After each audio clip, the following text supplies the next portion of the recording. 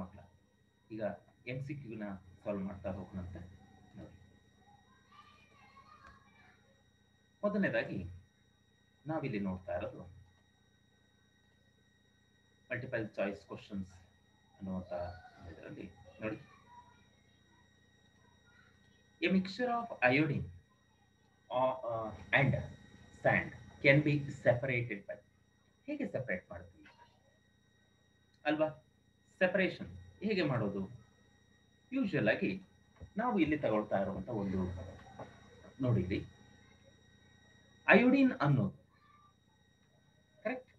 Iodine ಅನ್ನೋದನ್ನ ನಾವು heat ಮಾಡಿದ್ರೆ, ಅಂದ್ರೆ ಸಬ್ಲಿಮೇಷನ್ ಮಾಡಿದ್ರೆ, ನೋಡಿ ಅಯೋಡಿನ್ ಅನ್ನೋದು ಯಾವ ಸ್ಟೇಟ್ ಅಲ್ಲಿ ಇರುತ್ತೆ?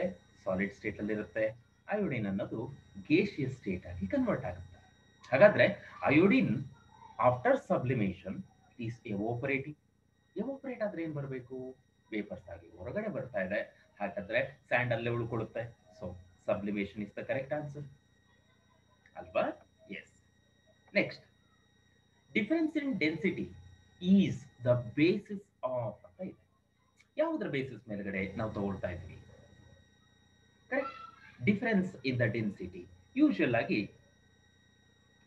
ಆಗಿ ನಾವು ಒಂದು ಯಾವ್ದಾದ್ರು ಒಂದು ಓರ್ ಅಂತ ತಗೊಂಡ್ರೆ, ಈಗ ಓರ್ ಅಂತ ತಗೊಳ್ಳೋಣ ಅಂತ, ಇದರೊಳಗಡೆ ಓರ್ ಪಾರ್ಟಿಕಲ್ ಇರುತ್ತೆ, ಮತ್ತೆ ವೇಸ್ಟ್ ಪಾರ್ಟಿಕಲ್, ಅದನ್ನ ಗಾನ್ ಪಾರ್ಟಿಕಲ್ಸ್ ಅಂತ ಕರಿತೇವೆ.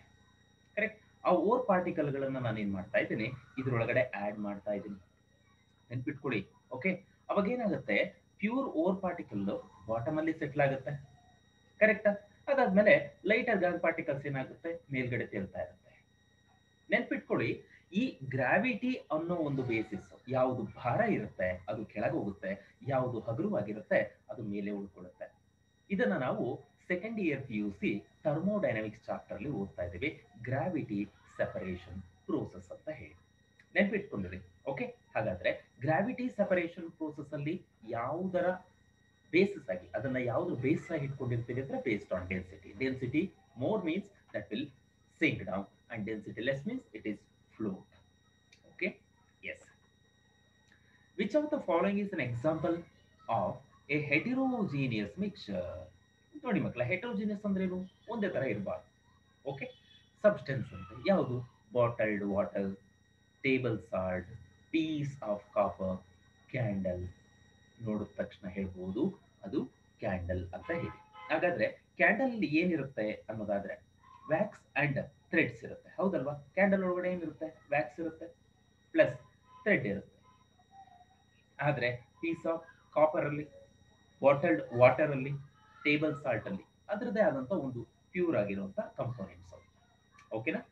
Right. Next, which of the following substance cannot be separated into it's constituents by physical method ಅಂತ? ಯಾವುದನ್ನ ಫಿಸಿಕಲ್ ಮೆಥಡ್ ಅಲ್ಲಿ ನೀವು ಸೆಪರೇಟ್ ಮಾಡೋದಕ್ಕಾಗಲ್ಲ ಅಂತ ಕೇಳ್ತಾ ಇದ್ದಾರೆ. ಹೇಳ್ಬೋದಾ ಆನ್ಸರ್? ತುಂಬಾ ಈಸಿ ಇದೆ, ಅದಕ್ಕೇನಂತೆ.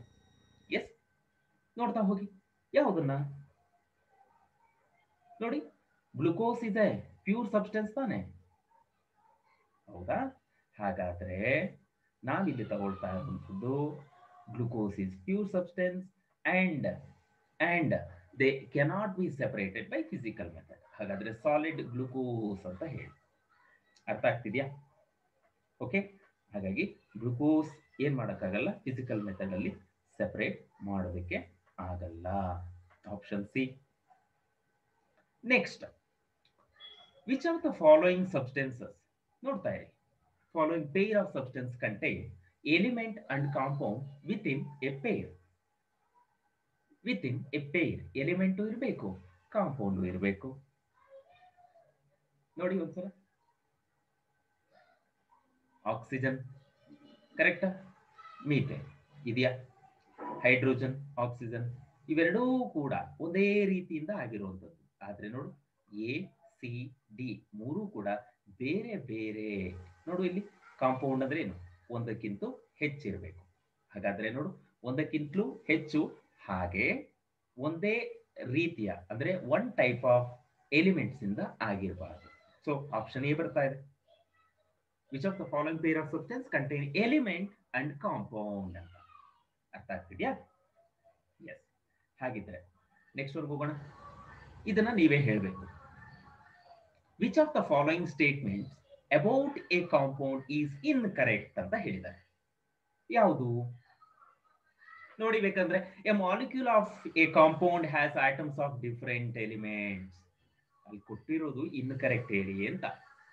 A compound cannot be separated into it's constituent elements by physical methods of separation. A compound retain the physical properties of its constituent elements. The ratio of atoms of different elements in a compound is fixed ಅಂತ. ಅರ್ಥ ಮಾಡ್ಕೊಳ್ಳಿ ಮಕ್ಕಳ. Okay, ಯಾವ statement incorrect ಅಂತ. Okay, ಹಾಗಾದ್ರೆ option C ಆಗುತ್ತೆ ನೋಡಿ. A compound retains the physical properties of it's constituent elements ಅಂತ. ಫಾರ್ ಎಕ್ಸಾಂಪಲ್ ಮೀಥೇನ್ ಅಂತ ತಗೋ. Methane is made up of what? Carbon and hydrogen. ಈ ಕಾರ್ಬನ್ದು ಪ್ರಾಪರ್ಟಿನೇ ಒಂಥರ ಇರುತ್ತೆ, ಹೈಡ್ರೋಜನ್ದು ಪ್ರಾಪರ್ಟಿನೇ ಒಂಥರ ಇರುತ್ತೆ, ಬಟ್ ಮೀಥೇನ್ ಪ್ರಾಪರ್ಟಿನೇ ಇನ್ನೊಂಥರ ಇರುತ್ತೆ. ಹಾಗಾಗಿ ಬೇರೆ ಬೇರೆ ಇರುತ್ತೆ. Correct. Option C is the incorrect statement ಅಂತ ನೋಡಿ. ಚೂಸ್ ದ ಕರೆಕ್ಟ್ ಕಾಂಬಿನೇಷನ್ ಅಂತ ಕೇಳಿದ್ದಾರೆ. Element, compound and mixture. ಕರೆಕ್ಟಾ? Element, compound and mixture. Element ಅಂದ್ರೆ ಒಂದೇ ತರ ಇರಬೇಕು. ಹಾಗಾದ್ರೆ ammonia ruled out, water ruled out. Hydrogen and silver ಅಲ್ಲಿ ನೋಡೋದಾದ್ರೆ ಕಾಂಪೌಂಡ್ ಅಂತ ತಗೋಬೇಕಂದ್ರೆ ಒಂದಕ್ಕಿಂತ ಜಾಸ್ತಿ ಇರಬೇಕು, ಆಕ್ಸಿಜನ್ ಬರೋದಿಲ್ಲ. ಹಾಗಾದ್ರೆ ಇದು ರೂಲ್ಡ್ ಔಟ್. ಅರ್ಥ ಮಾಡ್ಕೊಳ್ಳಿ. ಹಾಗಾದ್ರೆ ಸಿಲ್ವರ್, ವಾಟರ್, ಏರ್. ಕರೆಕ್ಟಾ? ಹೌದಲ್ವಾ? Right. So option D. Next, choose the correct statement ಅಂತ. ಇನ್ಕರೆಕ್ಟ್ ಅಲ್ಲ ಮಕ್ಕಳ, ಕರೆಕ್ಟ್ ಸ್ಟೇಟ್ಮೆಂಟ್ ಹೇಳ್ತೀರಾ. The particles in liquids are more closely held than gases but less free to move than solids. ನೆನ್ಪಿಟ್ಕೊಳ್ಳಿ, correct statement ಕೇಳಿರೋದು. ಸರಿನಾ? The particles of solids are arranged in orderly fashion, but they can move as freely as liquids. ಸಾಧ್ಯ ಇಲ್ಲ, ಇದು ruled out ಆಗುತ್ತೆ. The particles of gases are far apart as compared to solids and liquids, and their movement is easy and fast. ಇದಾಗಬಹುದು. The particles of gases moves faster than liquids only when the gases are heated. ಏನಿಲ್ಲ, gaseous state ಅಲ್ಲೇ ಅದು move ಆಗುತ್ತಂತೆ. ಹಾಗಾದ್ರೆ first one ನೋಡುವ.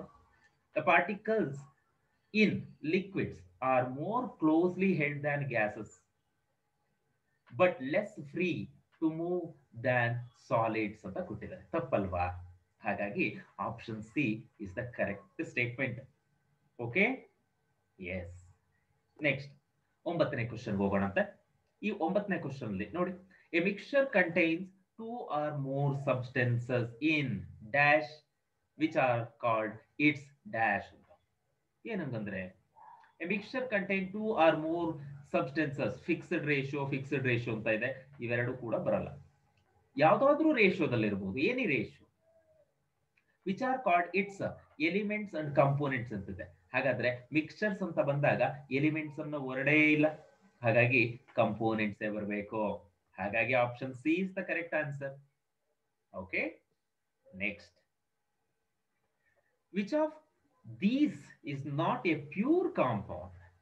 ಹೇಳ್ತೀರಾ ನೋಡುವ, ಹೇಳಿ. O3 ozone ಇದೆ, pure compound. Hydrogen peroxide pure compound. Water pure compound. ಉಳ್ಕೊಂಡಿರೋದು ಯಾವುದು? Sucrose solution.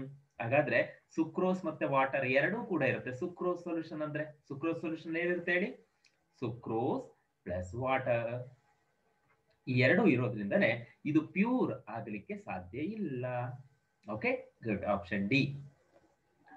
1 ಫರ್ಮಿ. ನಾನು ಅವಾಗಲೇ ಹೇಳ್ತಾ ಇದ್ದೆ, ಯಾವ್ದ್ರಲ್ಲಿ ಹೇಳಿ? ಕರೆಕ್ಟ್. ಯಾವ್ದ್ರಲ್ಲಿ ಅಂದ್ರೆ ಪ್ರಿಫಿಕ್ಸಸ್ ಗಳಲ್ಲಿ ಹೇಳ್ಬೇಕಾದ್ರೆ ಹೇಳ್ತಾ ಇದ್ದೆ. ಹಾಗಾದ್ರೆ 1 ಫರ್ಮಿ ಅಂದ್ರೆ ಎಷ್ಟು ಅಲ್ವಾ ಮಕ್ಕಳ? 10⁻⁻13 ಸೆಂಟಿಮೀಟರ್ ಅಂತ. ಇದು ಒಂದು ಫ್ಯಾಕ್ಚುಯಲ್ ಕ್ವಶನ್ ಅಂತ, ಇದು ಕಲ್ತಿರ್ಬೇಕು. Okay, good. Then the prefix 10⁻18 is ಹೇಳ್ತೀರಾ ನೋಡೋಣ? Giga kilo, exa, nano. Giga ಅಂದ್ರೆ ಎಷ್ಟು? 10⁹9. 9 1 ಗಿಗಾಬೈಟ್ ಅಂತ ಹೇಳ್ತೀವಿ, 1 GB. ಹೌದಾ? ಎಸ್. ಮೆಗಾ, ಗಿಗಾ, ಕರೆಕ್ಟಾ? 1 ಕಿಲೋ ಅಂದ್ರೆ 10⁻3, ನ್ಯಾನೋ ಅಂದ್ರೆ 10⁻9 ಎಕ್ಸಾ 10⁻18. ಅರ್ಥ ಮಾಡ್ಕೋಬೇಕು. ಓಕೆ, ಹಾಗಾದ್ರೆ ಆಪ್ಷನ್ ಯಾವ್ದು ಬರುತ್ತೆ ಹೇಳಿ? Option C. ಗುಡ್. ಇದನ್ನ ಯಾರು ಆನ್ಸರ್ ಮಾಡ್ತಾರೆ ನೋಡೋಣ. The prefix Zepto stands for ಯಾವ್ದ್ರಲ್ಲಿ? ಮೀಟರ್ ಅಲ್ಲಿ. ಜೆಪ್ಟೋ ಅವಾಗ್ಲೇ ಮಾಡ್ತಾ ಹೇಳ್ತಾ ಇದ್ದೆ ನಾನು. 9 ಅಂದ್ರೆ ಎಷ್ಟು? ಗಿಗಾ. 12 ಅಂದ್ರೆ -12 ಅಂದ್ರೆ ಪೀಕೋ. -15 ಅಂದ್ರೆ ಫೆಮ್ಟೋ. ಆಪ್ಷನ್ ಡಿ ಜೆಪ್ಟೋ ಅಲ್ವಾ? ಆಪ್ಷನ್ ಸಿ ಅಂದ್ರೆ ಆಪ್ಷನ್ ಡಿ 10⁻21 ಅಂದ್ರೆ ಏನಂತೆ? ಜೆಪ್ಟೋ ಅಂತ ಹೇಳಿ. ನೋಡಿ ಮಕ್ಕಳ, ಇಲ್ಲಿ ಸ್ವಲ್ಪ ಕನ್ವರ್ಷನ್ಸ್ ಬರುತ್ತೆ. The unit joule pascal inverse is equivalent to ಅಂತ ಇದೆ ಅಲ್ವಾ? ನೋಡಿ, ಜೌಲ್ ಅಂದ್ರೆ ಏನು? It is the unit of work. Joule ಅಂದ್ರೆ ಏನಪ್ಪಾ? Is the unit of work. ವರ್ಕ್ದು ಯೂನಿಟ್ ಅದು. ಅಂಡ್ ಪ್ಯಾಸ್ಕಲ್ ಅನ್ನೋದೇನು? Unit of pressure. ಹೌದಾ? ಹಾಗಾದ್ರೆ ಜೌಲ್ ಪರ್ ಪ್ಯಾಸ್ಕಲ್ ಅಂದ್ರೆ ಏನಪ್ಪಾ ಅಂದ್ರೆ, ನೋಡಿ, ಜೌಲ್ ಡಿವೈಡೆಡ್ ಬೈ ಪ್ಯಾಸ್ಕಲ್ ಅಂತ ತಗೋಣ. That means work by pressure ಅಂತ ತಗೋಣ. ದಟ್ ಈಸ್ ಈಕ್ವಲ್ ಟು ವರ್ಕ್ದು ಏನ್ ಬರುತ್ತೆ? ನ್ಯೂಟನ್ ಮೀಟರ್ ಬರುತ್ತೆ. ಪ್ಯಾಸ್ಕಲ್ದು newton per metre square. That is equal to, ನೋಡಿ, ನ್ಯೂಟನ್ ಕ್ಯಾನ್ಸಲ್ ಆಗುತ್ತೆ. ಮೀಟರ್ ಸ್ಕ್ವೇರ್ ಮೇಲೆ ಹೋದ್ರೆ ಏನಾಗುತ್ತೆ? Metre into metre. That is equal to what? Metre cube. ಅರ್ಥ ಆಯ್ತಾ ಮಕ್ಕಳ? ಎಸ್. ಹಾಗಾದ್ರೆ ಯಾವ್ದು ಬರ್ಬೇಕು ಹೇಳಿ? Option A. Very good. Conversions ಗೊತ್ತಿರಬೇಕು. Next, which has the highest weight? Which has the highest wait ಅಂತ. ಹಾಗಾದ್ರೆ ನೋಡಿ ಮಕ್ಕಳ, 1 ಮೀಟರ್ ಕ್ಯೂಬ್ ಆಫ್ ವಾಟರ್ ಅಂತ ಕೊಟ್ಟಿದ್ದಾರೆ. 1 ಮೀಟರ್ ಕ್ಯೂಬ್ ಆಫ್ ವಾಟರ್ ಅಂದ್ರೆ is equal to 10⁶ centimetre cube ಅಂತ ಬರೀಬಹುದಾ? ಅಫ್ಕೋರ್ಸ್, 1 ಮೀಟರ್ ಹೋಲ್ ಕ್ಯೂಬ್ ಅದು. ಕರೆಕ್ಟಾ? ಎಸ್. ಹಾಗಿದ್ರೆ mass of 10⁶ centimetre cube water is equal to ಎಷ್ಟು ಬರುತ್ತೆ ಹೇಳಿ? Mass 10⁶ metre cube into 1 gram centimetre cube. ಕರೆಕ್ಟಾ? 1 ಗ್ರಾಮ್ ಪರ್ ಸೆಂಟಿಮೀಟರ್ ಕ್ಯೂಬ್ ಗೊತ್ತಿರ್ಬೇಕಿಲ್ಲಿ. ಇಲ್ಲಿ ಸೆಂಟಿಮೀಟರ್ ಕ್ಯೂಬ್ ಬರ್ಬೇಕಲ್ವ ಮಕ್ಕಳ? ಕರೆಕ್ಟ್. ಹಾಗಿದ್ರೆ ಈಗ ನೋಡಿ, ಯಾಕೆ ಹಂಗ್ ಬಂತು ಅಂದ್ರೆ, ಡೆನ್ಸಿಟಿ ಗೊತ್ತಲ್ಲ? ಡೆನ್ಸಿಟಿ ಆಫ್ ವಾಟರ್ ಎಷ್ಟು ಬರುತ್ತೆ? Is equal to 1 gram per centimetre cube. Correct? Yes. ಅದಕ್ಕೆ ಈಗ ನೋಡಿ, ಸೆಂಟಿಮೀಟರ್ ಕ್ಯೂಬ್ ಕ್ಯಾನ್ಸಲ್ ಆಯ್ತಾ? ಈಗ ಎಷ್ಟು ಬರುತ್ತೆ? 10⁶ ಗ್ರಾಮ್ಸ್ ಬರುತ್ತಂತೆ. ಹಾಗಾದ್ರೆ ಎಷ್ಟು weight? That is equal to, grams ಅನ್ನ ಕೆಜಿ ಕನ್ವರ್ಟ್ ಮಾಡೋಣ. 10⁶ divided by 10⁻³ kg is equal to 10⁻³ kg ಅಂದ್ರೆ ಎಷ್ಟು? ಅರ್ಥ ಮಾಡ್ಕೊಳ್ಳಿ. 1000 kg ಬರುತ್ತಾ? Very good. 1000 kg ಬಂತು. Okay, right. ಅದೇ ರೀತಿ ನೋಡು, ಇದೆಷ್ಟು ಬಂತು? 1000 kg. A normal adult man ಹತ್ರ ಎಷ್ಟಿರ್ತಾರಪ್ಪ? ನಾರ್ಮಲ್ ಅಡಲ್ಟ್ ಮ್ಯಾನ್ ಅಂದ್ರೆ ಸ್ಕೇಲ್ಗಳಲ್ಲಿ ಕೊಟ್ಟಿರ್ತಾರೆ ನೋಡಿ, 65 kg ಅಂತ ಹೇಳಿ. ನಾರ್ಮಲ್ ಅಡಲ್ಟ್ ಮ್ಯಾನ್ದು 65 kg ಇರ್ಬೇಕಂತೆ. ಅದೇ ರೀತಿ 10 ಲೀಟರ್ ಆಫ್ ಮರ್ಕ್ಯುರಿ ಅಂತ ಇದೆ. ಈ ಸೈಡ್ ಅಲ್ಲಿ ಮಾಡಿರ್ತೀನಿ ನೋಡಿ. 10 litre of Mercury, 10 litre Mercury ಎಷ್ಟಾಗತ್ತೆ ಅಲ್ವಾ? ಹಾಗಾದ್ರೆ ನಮ್ಗೆ ಇದೊಂದು ಫ್ಯಾಕ್ಟ್ ಗೊತ್ತಿರಲಿ. ಡೆನ್ಸಿಟಿ ಆಫ್ ಮರ್ಕ್ಯುರಿ ಎಷ್ಟಿರುತ್ತಪ್ಪ ಅಂದ್ರೆ 13.6 ಗ್ರಾಮ್ ಪರ್ ಸೆಂಟಿಮೀಟರ್ ಕ್ಯೂಬ್. ಅರ್ಥ ಮಾಡ್ಕೋಬೇಕಿದು. ಹಾಗಾದ್ರೆ ವಾಲ್ಯೂಮ್ ಎಷ್ಟು ಕೊಟ್ಟಿದ್ದಾರೆ? 10 litre.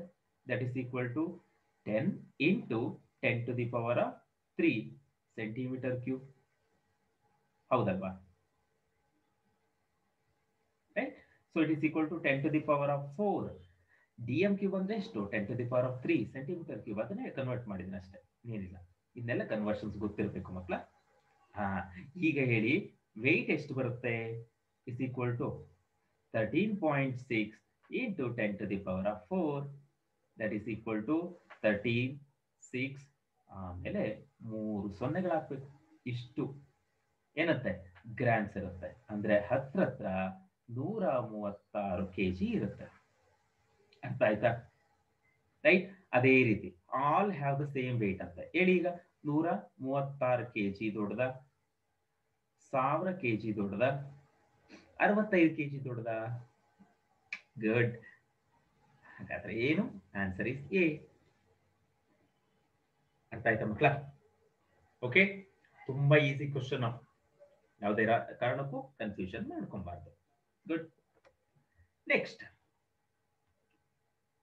which one of the following set of units represents the smallest and largest amount of energy respectively?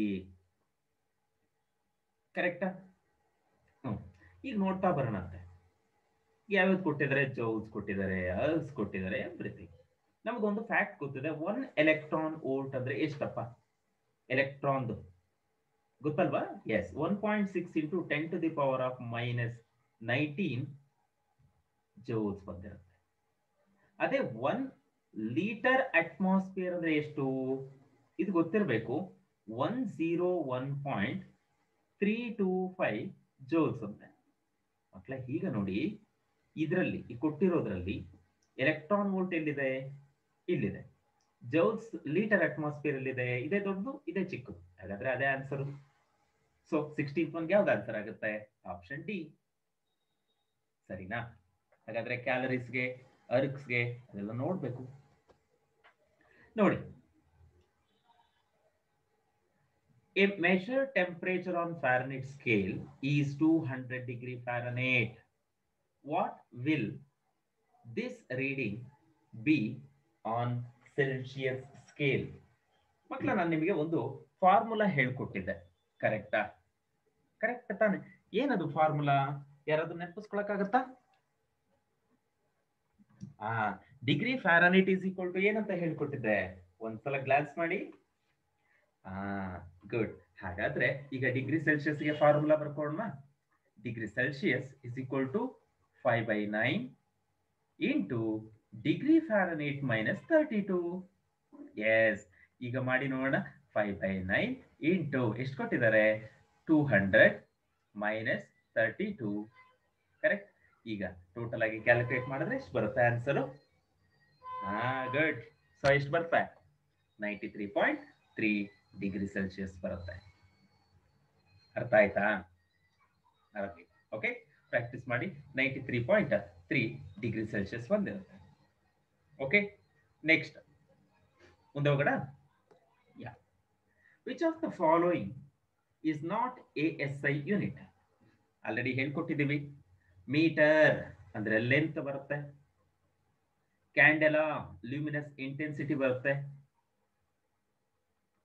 Mole ಯಾವ್ದಂತೆ? Amount of the substance. ಕರೆಕ್ಟಾ? Litre ಅಂತೆ. Litre ಅಂದ್ರೆ ಏನ್ ತಗೊಳ್ತಾ ಇದ್ದೀವಿ? ಕರೆಕ್ಟಾ? Litre is not the SI unit. No, ಇದು volume ಅನ್ನ ಮೆಷರ್ ಮಾಡೋದಕ್ಕೆ ಯೂಸ್ ಮಾಡ್ತಿದ್ವಿ. ಕರೆಕ್ಟ್? ಎಸ್. ಹಾಗಾದ್ರೆ option D is the correct one. Not ASI unit. Next, the prefix 10 to the power -24. Yes, ಹೇಳ್ತೀರಾ ಇದನ್ನ? Yes, good. Come on. Yes, so 10 to the power -24 ಅಂದ್ರೆ that is called as what? Yocto. Good. YOCTO. Correct ಮಕ್ಕಳು. Next 20th question ನೋಡೋಣ. Many countries use Fahrenheit scale for expressing temperature of atmosphere.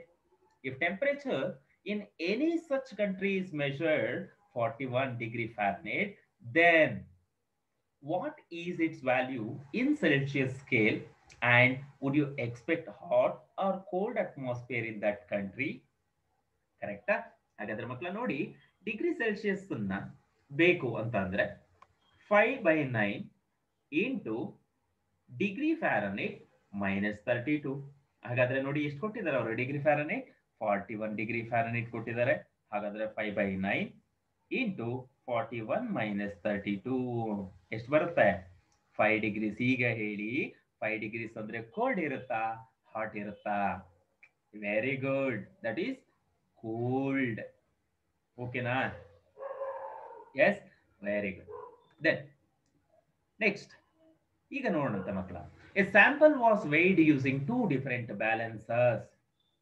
The results were 3.929 grams and 4 grams ಅಂತ. How would the weight of the sample be reported? ಹೇಗ್ ಮಾಡ್ತೀರಾ ಅಲ್ವಾ? S, ಹಾಗಾದ್ರೆ ನೋಡ್ಕೊಳ್ಳಿ, ಇವೆರಡರಲ್ಲಿ ಯಾವುದು more accurate ಅಂತ ಒಂದ್ಸಲ ನೋಡಿ. 3.929 ಅಂತ ಹೇಳಿ. ಹಾಗಾದ್ರೆ ನಾವೇನ್ ಮಾಡ್ತಾ ಇದೀವಿ, ಅದನ್ನ ರೌಂಡ್ ಆಫ್ ಮೆಥಡ್ ಅಲ್ಲಿ ಹೇಳಬೇಕು. ನೋಡ್ಕೊಳ್ಳಿ, 3.929 929 ಇದೆ. ಏನ್ ಮಾಡ್ಬೋದು? 930 ಮಾಡ್ಬೋದಾ? 93. ಹಾಗಾದ್ರೆ 3.93 ಅಂತ ಹೇಳ್ಬೋದಾ? It is by using round off method. ಸರಿನಾ ಮಕ್ಕಳ? Yes, round off method. ಈಗ ಹೇಳಿ, ಆನ್ಸರ್ ಯಾವ್ದು ಬರುತ್ತೆ? Option A. Good. Next question number 22 ನೋಡೋಣ. ತುಂಬಾ ಚೆನ್ನಾಗಿದೆ. 2 students performed the same experiment separately, and each of them recorded 2 readings of mass which are given below. Correct reading of the mass is 3 grams. On the basis of given data, mark the correct option out of the following statements. Student ಯಾರ್ಯಾರಿದ್ದಾರೆ ನೋಡಿ, A and B ಇದ್ದಾರೆ. First reading of student A is 3.01, second reading is 2.99. B ಅನ್ನೋ student first reading ಬಂದು 3.05 ಇದೆ, second reading ಬಂದು 2.95 ಇದೆ. ಈಗ ಹೇಳಿ, ನಮಗೆ ಬೇಕಾಗಿರೋದು ಎಷ್ಟಂತೆ? 3 grams ಇತ್ತು ಆಕ್ಚುಲ್ ಆಗೋದು. ಒಬ್ಬ ಮೆಷರ್ ಮಾಡಿದ್ರೆ ಇಷ್ಟು ಬಂತು, ಇನ್ನೊಬ್ಬ ಮೆಷರ್ ಮಾಡಿದ್ರೆ ಇಷ್ಟು ಬಂತು. ಇವೆರಡರಲ್ಲಿ results of both the students are neither accurate nor precise. ಅರ್ಥ ಮಾಡ್ಕೋಬೇಕು ಅಲ್ವಾ? ಸ್ಟೂಡೆಂಟ್ಸ್ ಆಫ್ ನೋಡಿ, results of student A are both precise and accurate. Results of student B are neither precise nor accurate. Results of student B are both precise and accurate. ಇದು ಸಾಧ್ಯನೇ ಇಲ್ಲ. ನಮಗೆ ಬೇಕಾಗಿರೋದು 3 grams. 3 grams ಇಂದ ತುಂಬಾ deviate ಆಗ್ತಿದೆ ಇದು. ಹಾಗಾದ್ರೆ ಬರಬೇಕಾಗಿರೋದು 2.99 ಅಥವಾ 3.01. ನೋಡ್ಕೊಳ್ಳಿ, 3.0 ಇದೆ. ಒಂದು ಡಿಜಿಟ್ ಮುಂದೆ ಹೋದ್ರೆ 3.01 ಆಯ್ತು. ಒಂದು ಡಿಜಿಟ್ ಇಂದ ಬಂದ್ರೆ 2.99 ಆಯ್ತು. ಹಾಗಾದ್ರೆ ಇದು ಹತ್ರ 3ಗೆ ಇದೆ. ಅರ್ಥ ಮಾಡ್ಕೋಬೇಕು. Therefore option B is the correct one. Results of student A are both precise and accurate. ಅರ್ಥ ಆಯ್ತಾ? Good. Then 0.00016 can be written as A in scientific notation. Here A refers to, ನೋಡಿಪ್ಪ, 0.00016 ಅಂತ ತಗೊಳ್ತೀರಾ. ಸೈಂಟಿಫಿಕ್ ನೋಟೇಶನ್ ಅಂದ್ರೆ ಏನ್ ಹೇಳಿದ್ದೆ? That n value should ಲೈ between 1 to 10 ಅಂತ. 10 ಆಗಬಾರದು, ಒಂದಕ್ಕಿಂತ ಕಡಿಮೆ ಇರಬಾರದು. ದಟ್ ಮೀನ್ಸ್ 1 to 9.9999 ಇರಬಹುದು. ಹಾಗಾದ್ರೆ ನಾನು ಇಲ್ಲಿಂದ ಇಲ್ಲಿಗೆ ಶಿಫ್ಟ್ ಮಾಡಿದ್ರೆ 10 to the power of -1 ಜಾಸ್ತಿ ಆಯ್ತು. ಇಲ್ಲಿಂದ ಇಲ್ಲಿಗೆ -2, ಇಲ್ಲಿಂದ ಇಲ್ಲಿಗೆ -3, ಇಲ್ಲಿಂದ ಇಲ್ಲಿಗೆ -4. ಹಾಗಾದ್ರೆ ಅದ್ರದ್ದು ಸೈಂಟಿಫಿಕ್ ನೋಟೇಶನ್ ಬಂದ್ಬಿಟ್ಟು 1.6 into 10 to the power of -4 ಆಗುತ್ತಾ? ನೋಡಿ, ಯಾವ್ದಾಗುತ್ತೆ ಆನ್ಸರ್? Option A. ಯಾವತ್ತಾಯ್ತು ನೋಡಿ. ಅದೇ ವ್ಯಾಲ್ಯೂ ಏನಾದ್ರೂ ಈ ತರ ಇತ್ತು ಅಂದಿದ್ರೆ ಅರ್ಥ ಮಾಡ್ಕೋಬೇಕು. ಈಗ ಇಲ್ಲಿಗೆ ಡೆಸಿಮಲ್ ಪಾಯಿಂಟ್ ಇದೆ ಅಂತ ಅಂದ್ಕೋಬೇಕು ಕೊನೆಯಲ್ಲಿ. ಈಗ ನೋಡಿ, ಇದು ಇಲ್ಲಿಗೆ ಬಂದ್ರೆ +1, +2, +3, +4, +5. ಅವಾಗ ಏನ್ ಬರೀತೀರಾ? 1.6 into 10 to the power of 5 ಅಂತ ಬರೀತಿದ್ರಿ. ಈಗ ಡೆಸಿಮಲ್ ಪಾಯಿಂಟ್ ಲೆಫ್ಟ್ಗೆ ಶಿಫ್ಟ್ ಆದ್ರೆ, ಎಡಭಾಗಕ್ಕೆ ಬಂದ್ರೆ, ಆ 10ರ ಮೇಲೆ ಇದೆಯಲ್ಲ ನಂಬರು, ಅದರ ವ್ಯಾಲ್ಯೂ, ಪಾಸಿಟಿವ್ ವ್ಯಾಲ್ಯೂ ಜಾಸ್ತಿ ಆಗ್ತಾ ಹೋಗುತ್ತೆ. ಅದೇ ಏನಾದ್ರೂ decimal point right side move ಆದ್ರೆ 10ರ ಮೇಲೆ ನೆಗೆಟಿವ್ ಸೈನ್ಗಳು ಜಾಸ್ತಿ ಆಗ್ತಾ ಹೋಗುತ್ತೆ. ಅರ್ಥ ಮಾಡ್ಕೊಂಡ್ರ? Right, good. Therefore option A is correct one. ಸರಿನಾ ಮಕ್ಕಳ? Next If the true value for an experimental result is 6.23 and the results reported by 3 students X, Y and Z are ಕೊಟ್ಟಿದ್ದಾರೆ ನೋಡಿ. ಈಗ ನಮಗೆ ಬೇಕಾಗಿರೋದು ಎಷ್ಟು? 6.23 ಅಲ್ವಾ? 6.23 ಅನ್ನೋದಾದ್ರೆ ಹತ್ರ ಅಷ್ಟು ಬರಬೇಕು, ರೈಟ್? ಈಗ ನೋಡಿ 6.18 ಅಂಡ್ 6.28 ಇದೆ, ಅದ್ಯಾಕೋ ಹತ್ರ ಬರ್ತಾ ಇಲ್ಲ. 6.20 ಅಂಡ್ 6.023 ಅಂತೆ, ಇದು ಕೂಡ ಹತ್ರ ಬರ್ತಾ ಇಲ್ಲ. 6.22 ಇದೆ, 6.24 ಇದೆ, ಹತ್ರ ನೋಡು. ಇವೆರಡರ ಮಧ್ಯೆನೆ 6.23 ಬರೋದು. ಅಪ್ರಾಕ್ಸಿಮೇಟ್ಲಿ ಇದನ್ನೇನಂತ ಕರಿತೀಯ? ಪ್ರಿಸೈಸ್ ಅಂಡ್ ಅಕ್ಯುರೇಟ್ ಅಂತ ಕರೀಲೇಬೇಕು. ಓಕೆ, ಹಾಗಾದ್ರೆ X is precise, Y is accurate ಅಂತೆ. ಹೌದಾ? ಇಲ್ಲ, ಇವೆರಡು ಅಕ್ಯುರೇಟು ಅಲ್ಲ, ಪ್ರಿಸೈಸು ಅಲ್ಲ. ಹಾಗಾದ್ರೆ ಆಪ್ಷನ್ ಡಿ ಆಗುತ್ತೆ ನೋಡು. Both X and Y neither precise nor accurate. ಅರ್ಥ ಆಯ್ತಾ ಮಕ್ಳ? ಗುಡ್. ದೆನ್ ಈಗ ಹೇಳೋದಾದ್ರೆ ನೆಕ್ಸ್ಟ್ ಹೋಗೋಣ.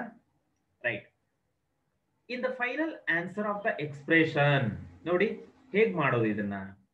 Correct, minus ಮಾಡೋದಷ್ಟೇ.